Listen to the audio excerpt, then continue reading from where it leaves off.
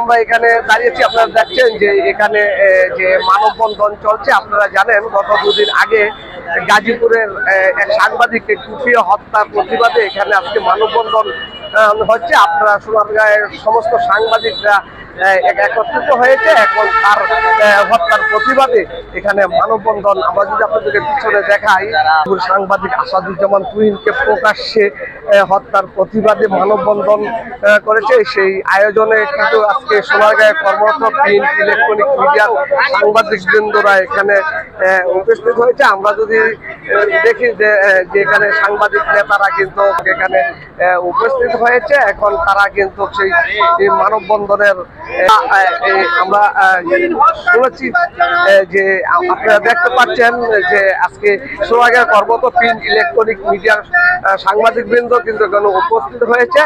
আপনারা জানেন যে গত পরশুদিন যেই গাজীপুরের সাংবাদিক আসাদুজ্জামান তুহিনকে নির্মমভাবে হত্যা করা হয়েছে এবং আরেকজন সাংবাদিক আনোয়ার হোসেনকে নামে তাকে কুপিয়ে পিটিয়ে এবং পাথর দিয়ে থেতলিয়ে দিয়ে কিন্তু আহত করা হয়েছে, সেই প্রতিবাদে কিন্তু আজকে সোনারগাঁয়ে মানববন্ধন। আমরা আপনাদেরকে দেখাচ্ছি যে এখানে কিন্তু সমস্ত যারা কর্মরত সাংবাদিকরা রয়েছেন তারা কিন্তু মানববন্ধনের আয়োজন করেছেন। এখানে সোনারগাঁয়ের সমস্ত সাংবাদিক একত্রিত হয়ে যে তারা কিন্তু আজকে মানববন্ধনে উপস্থিত এবং তারা বক্তব্য রাখছে। তারা কিন্তু যে তাদেরকে আইনের আওতায় এনে দৃষ্টান্তমূলক শাস্তি দাবি কিন্তু জানি নিয়ে কিন্তু তারা এখানে মানববন্ধন করছেন।